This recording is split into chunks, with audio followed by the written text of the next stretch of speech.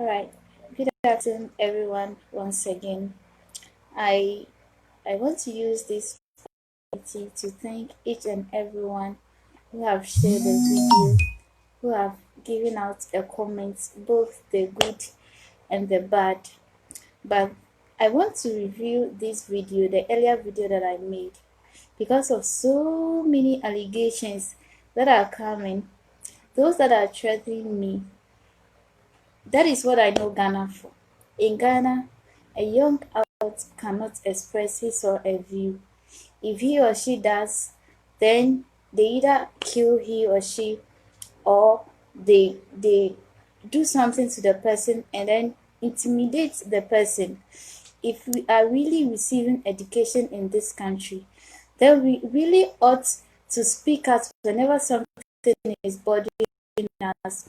Accept the fact that the tone in which I spoke was a little bit harsh, because I can't afford my junior telling an examiner that there is no need to study to pass the BECE, because even if you don't pass BECE, you can still go to senior high school. Look at this. This is the reason why I came out and then I made that video, but not knowing the video favored one party and then it didn't favor another party. Well, His Excellency Nana Dodakwa Akuffo Addo, I appreciate your work so much ever since they've given you the power to rule as Ghanaians. And then I know you have good plans for this country, but then maybe some people around you are not able to help you to bring them the policies, the good policies that you wanted to bring. They are not able to help you to bring it. That is why things have to go the way they are. I know they might have abolished caning long time ago from the system, but then it is your time that people really followed that policy, and then it really affected us in the school, where teachers allow us to do anything we want. Meanwhile, they are there to mold our characters. That is why I say you really need to review this policy if it has been there before you came, and your aim is to make this country a better one. Your aim is to educate the Ghanaian child. Your aim is to make education easy to all. Then please and please review some policies. Initially, we were doing 3 terms, and then later on 3 terms was changed into 2 semesters, but the syllabus is still the same.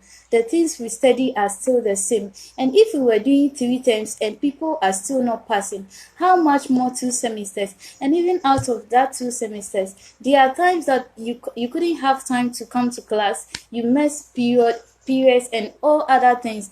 With this, how can you pass your WASI? It is in the plight of this that I tell you that you really need to review this policy. But because I mentioned His Excellency's name and then the political party's name, some people somewhere are also hyping it, saying all sorts of things. I want to say that I don't belong to any political party, and I'm saying this and this again. Nobody is paying me for what I'm doing.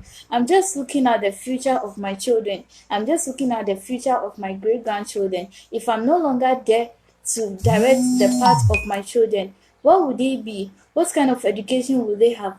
This is what I have looked at. I came to school first year. I didn't make this video because I was waiting to see if there will be other policies that could polish this policy, and I've waited to Form 3 and a candidate and still writing exam. Fine. Apple has linked so many years. Questions were given to people and they wrote examination, and here and there people wrote WASI and passed. I'm not saying you are the one who is bringing Apple on board. Neither am I saying you are the reason why. Neither am I saying you are the reason why students are failing. But what I'm saying is that there are some unfavorable policies attached to the free SHS that we must review them again. Please, when somebody doesn't do well in junior high school and the person's aim is to pass, Allow the person to go back to the junior high school. The mass promotion they did for us. They are my colleagues who never step into the classroom, but they've been promoted. When you ask, they say it is mass promotion. Mass promotion. So even the way we are supposed to be taught, the way we are supposed to be guided, it is not done because it is a policy, and then everybody, after all, were the shapers. What there's no competition in our education system. You go to school, all of you are there. There's no competition. The way when they are talking about students with good grade, the award, the kind of award they give them, how the whites come around, give scholarship to, nothing like that is going on in the system. It is with this that I said no. You still have to review this policy. But if in the earlier video I spoke a little bit harsh to my leaders, it is not my desire to speak trash or nonsense to my leaders. But then I've realized that I'm not the first person talking about this policy when it first came around. A lot of people have shared their views, a lot of people have said what they think must be done, but none of them were listened to. Now, that of somebody said, why should why should they allow caning in the educational system? Well, you know that in Africa, even the Bible says it that you spare the rod and then spoil the child. African, we've been grown with cane. When you don't cane your child, it doesn't mean you should cane your child and kill your child, or you should cane your child and hurt your child. No, that is not what it means. But then a little allow of the use of cane in our various institutions. I remember when I was in junior high, I had a challenge with a particular subject, and I didn't like the subject at all. But because I don't like cane, each time that teacher comes to class, he comes to class with cane, and then that really helped me to study. And after JHS, I made a good grade in that particular subject with the help of the teacher. That is why I'm saying that you still need to review the policies. And please, to those people, I mean those bloggers that are writing their own stories, do not put me into trouble. Already I have people telling me that they will come after me, they will come after me. Whosoever that will come after me, even if you kill me, it wouldn't change anything, because you are not going to live forever.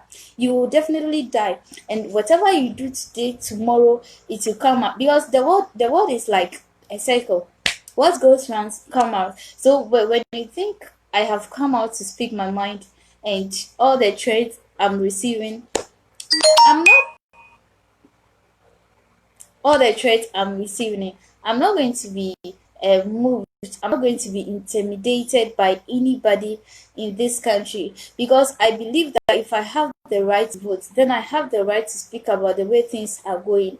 But I want to apologize that if in the course of talking about how things are being done, I have heard my leaders, especially the ruling party.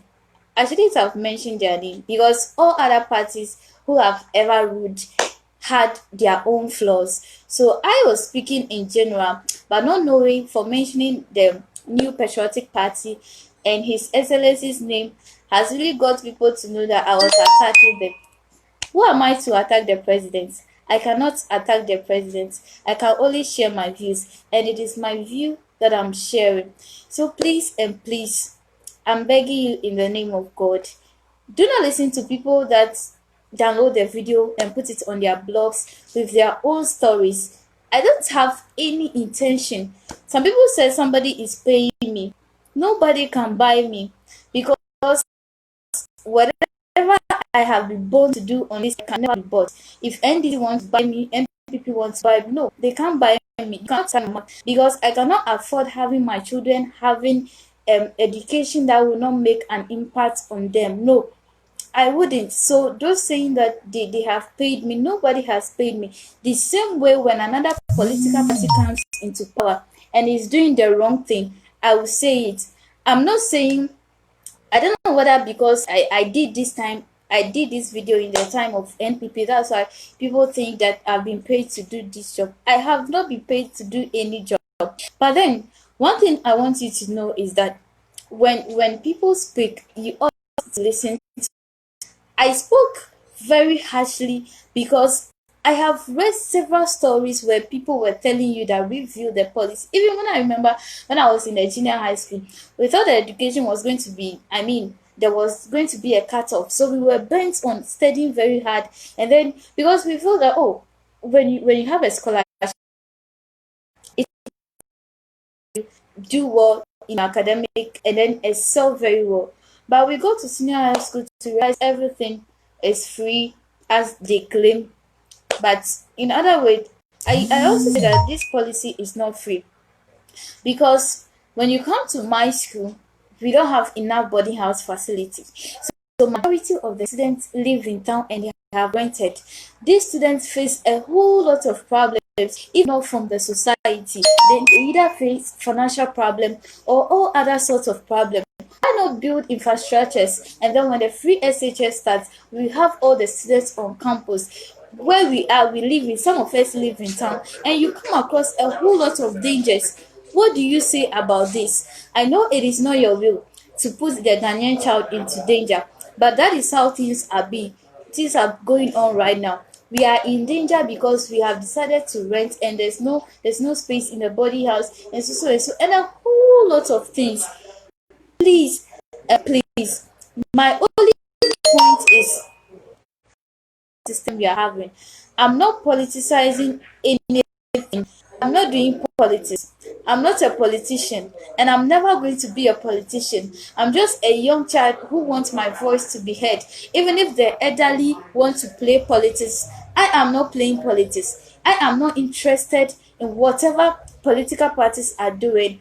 But then those that are hyping the video, especially the other party, now I'm not going to mention any party's name again, the other parties who are hyping the video, please, I'm begging you, do not put